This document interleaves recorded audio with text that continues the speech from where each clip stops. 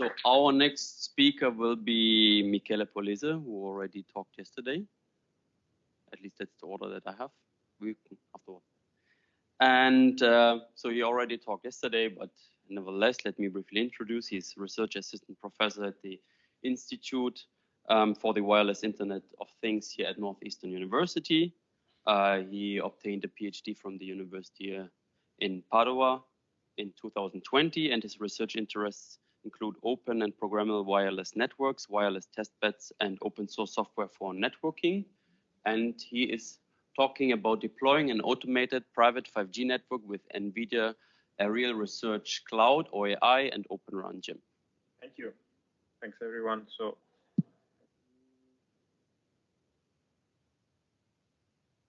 see the presentation mode over there, but it's okay. Right. So, good morning, good afternoon, everyone. Happy to be here again. I'll just have many names here in the slide because this is truly a collaborative effort of all the people that have been working with us at Northeastern in the last couple of years to bring this testbed up and to offer these capabilities to the rest of the researchers doing oral research. So a brief introduction on this place and the Institute in general. Tommaso briefly spoke yesterday morning, but just to elaborate on that, we are a research institution focused on several topics around wireless networks. We're also an education institution in the sense that we basically provide classes and courses on topics related to wireless and trying to connect the research things that we do to the educations and teaching we provide. We are a think tank in the sense that we provide policy feedback to various policy entities. We have provided comments to FCC and TIA and various notices of proposed rulemaking, as JD was mentioning this morning. And finally, we are a technology incubator. There are 6 spin-offs that have been incubated within WIoT, and we have a number of patents and vehicles to transition research from the lab to products. We have been focusing in terms of research on 5 pillars. We are focusing on these 5 pillars for the next few years. Some of these are very well connected with themes that have been discussed during these days related to open source networking software, ORAN, programmable control, more open spectrum systems which are more open, more dedicated to sharing and things like that, and also some applications specifically related to how we can provide next generation ways of interacting in a remote environment. So for this, we acknowledge funding from a set of 13 sponsoring agencies, and TIA has been the latest addition. We have been one of the first recipients of the NOFO funding, the Series 1, for a project on testing energy efficiency in the RAN. But we have also an industry consortium which sponsor our activities and supports the research and the students in the Institute. And this is a news as of last Monday. We have received also funding from the ORAN Alliance through their NGRG program to basically create a digital twin platform that leverages the testbed that you've seen upstairs yesterday, the Colosseum testbed, to do end-to-end design of AI and ML solution for ORAN. The idea is you have a piece of intelligent control logic that you want to test in an end-to-end framework. We will provide a simplified way through a website to get that into a Colosseum experiment with basically a scenario that you can choose among a list of scenarios of interest using the wireless emulation capabilities of Colosseum. So this was just a brief introduction on WIoT and the research activities that we do. And as you've seen, most of them, at least the focus of the group of people that I showed in the earlier slide and of many people I work with are related to basically how can we evolve and support Open Run. We see Open Run and in general the openness and the programmability of the run as a way to evolve how we can think, optimize, deploy cellular systems in a way that is more flexible, open to bespoke opportunities and control. And these are just some of the elements that we see as important in terms of what we can control within the Open Run environment. You can use it to do forecasting, you can use it to do classification, and you can use it to do control of different elements within the run. It is really a way in which we can change how we interact with the run. And specifically, in terms of control, we've been focusing on studying and understanding how the different control loops envisioned by the ORAN Alliance work and behave. So just for those of you who are not familiar with this kind of control architecture, at the top of this, here we have a table and a simplified version of the ORAN protocol stack. Let's see if this is working. No, not really. Okay. A simplified version of the ORAN protocol stack. And you can see that there are different layers at different levels, starting from the no real-time layer, from the no real-time control loop, which operates in a time scale above 1 second and primarily is related to how services are deployed, configured, and then later optimized. So connected also to the day 0, day 1, and day 2 discussion that we had during the Nefio talk. Then in green, we have the near real-time control loop between 10 milliseconds and 1 second between the near real-time rig and the run itself. And this is what the previous talk from Nokia Bell Labs was focusing on, for specifically to apply some of the control elements within the run. And so you can do radio resource management in a closed loop fashion using data that comes out of the run, telemetry that comes out of the run.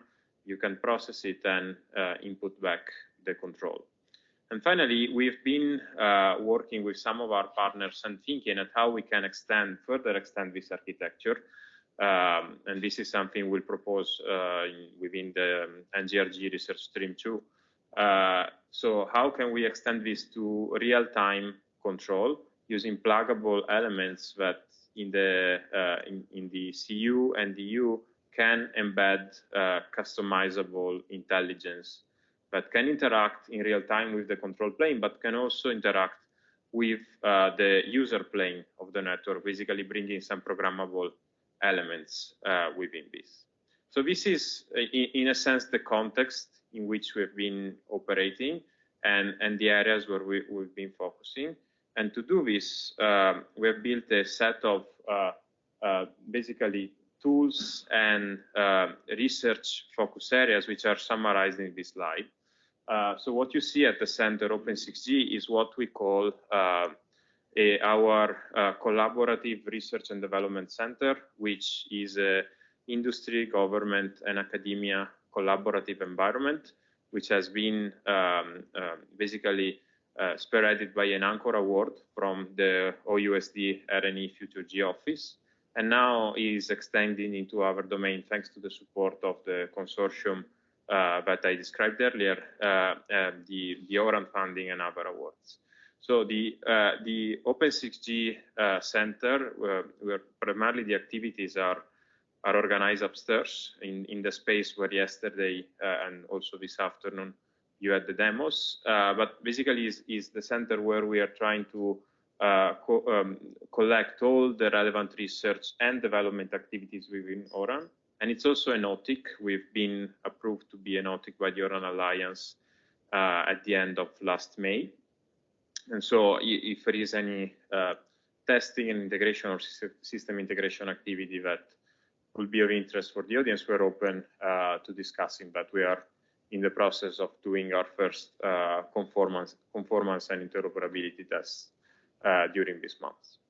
So to support these activities, we have developed an extensive set of research capabilities, and this finally gets me to the topic of the talk, which is basically the private 5G network that we have deployed within the other campus where we work, which is in the Boston area, just 30-40 minutes driving from here. And that's what you see in the right part of the slide, a private 5G network which is fully software-based and automated. Colosseum is what you've seen yesterday upstairs, and there's a chance to take a look also this afternoon if you haven't seen it yesterday. And the other thing that I want to mention is the fact that this campus and the Northeastern Boston campus are part of what's called an FCC Innovation Zone. And this is something that some of you have interacted with when we issued the call for demo for this workshop, because it's what is potentially allowing us to do demos over the air with a very streamlined process to get experimental licenses to do over-the-air demos or experiments, which only takes between 10 and 15 days according to the kind of spectrum you want access to, in the bands which are listed basically in the FCC Innovation Zone notice. So we have a set of bands which are of interest for 5G and 6G, and also extend to the sub-terahertz band. And actually we have the sub-terahertz band above 100 gigahertz. But there's also bands of interest, like part of the band N78 is part of this FCC Innovation Zone that we can use on this campus and on the Boston campus. And this is one of 4 in the nation. The other 3 are in 3 other power test beds. So we've used that to deploy what we call a private 5G network in the Boston campus of Northeastern. As I was mentioning, this is primarily based on OpenAirInterface, using a variety of different components around that, including different kind of core networks, different kind of physical accelerator, and run intelligent controllers. This is something that Florian also was showing partially in his slide, and it's the description of the protocol stack that we run together with the components that are embedded within that. And you can see that for this specific deployment, we combine the NVIDIA Aerial Physical Layer Solution, which is a hi-fi implementation accelerated on GPU, which is, as Florian was discussing earlier, which is connected through the SCF FAPI interface to the OpenAir L2 and L3 layers. In addition to this, we have a core network. We've been using the OpenAirInterface core network, but we've also been testing Open5GS, and we've been testing a commercial core network from a local company that is called i5G. And for the lo-fi and the radio, we're using a Foxconn RU, which operates in the 3.7, 3.8 gigahertz band.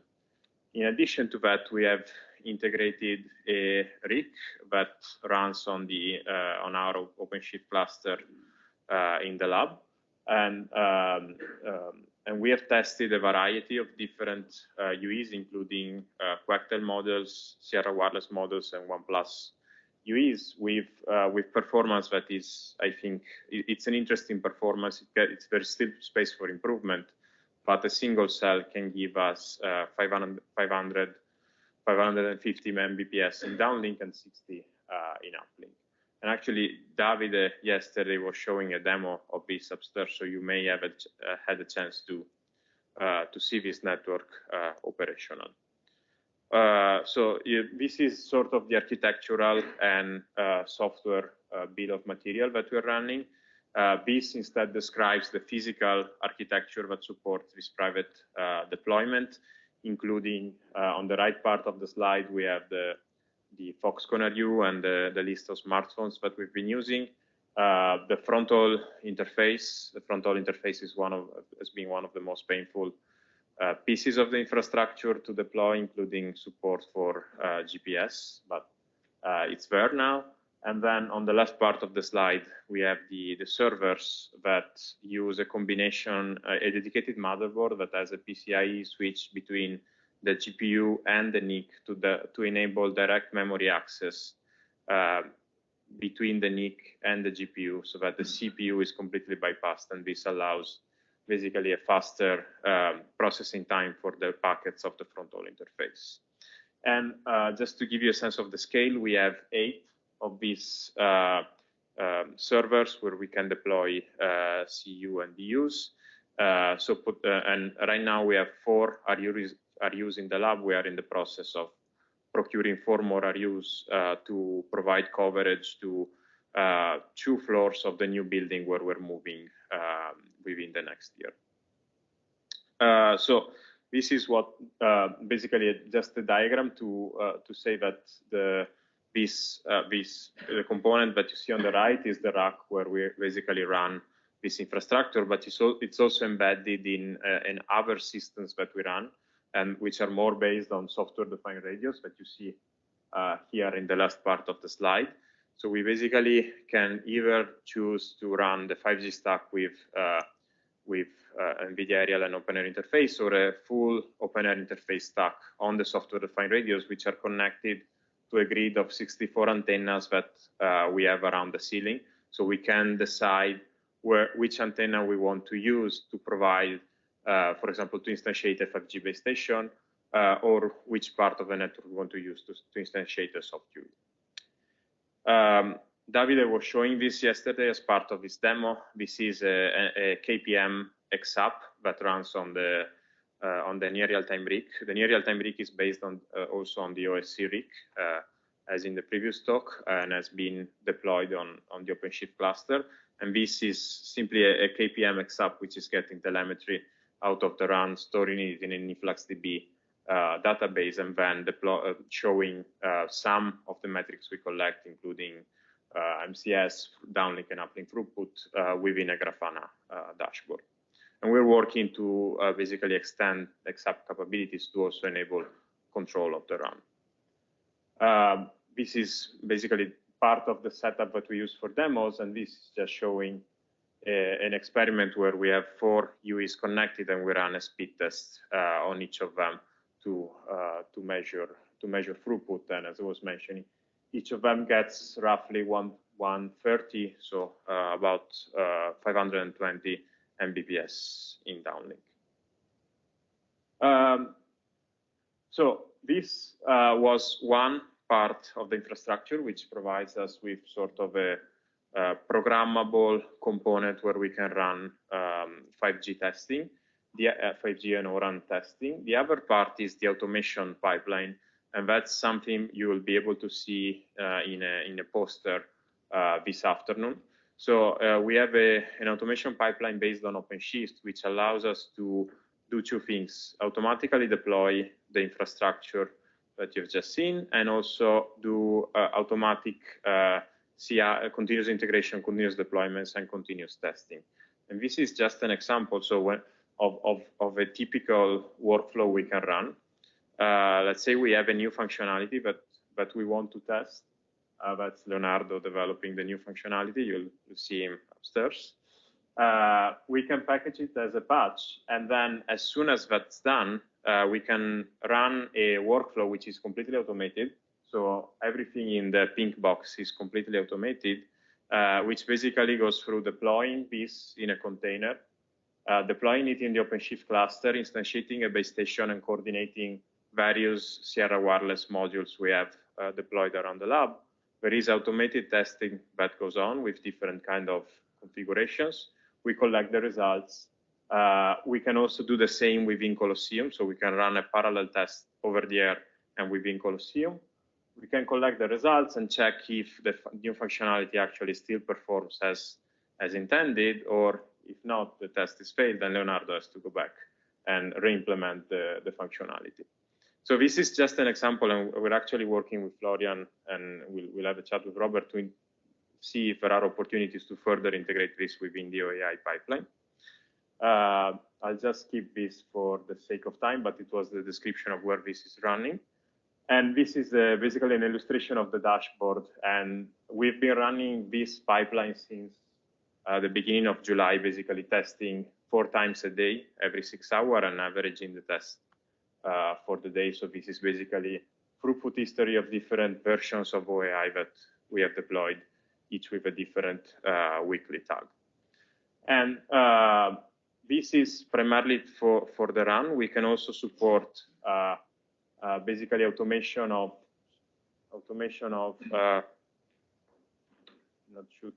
not sure how I can click over there. Maybe, okay. Basically, we also support automation of the RIC infrastructure. This is an example of a dashboard where we can select based on a high-level intent. We can select which XApp we want to deploy and which base station we want to control. And then we click a button and the XApp starts automatically within the OpenShift framework that we have. But again, more of this will be shown in the demo poster this afternoon. All right, and this was it. Happy to take any, I guess, quick question.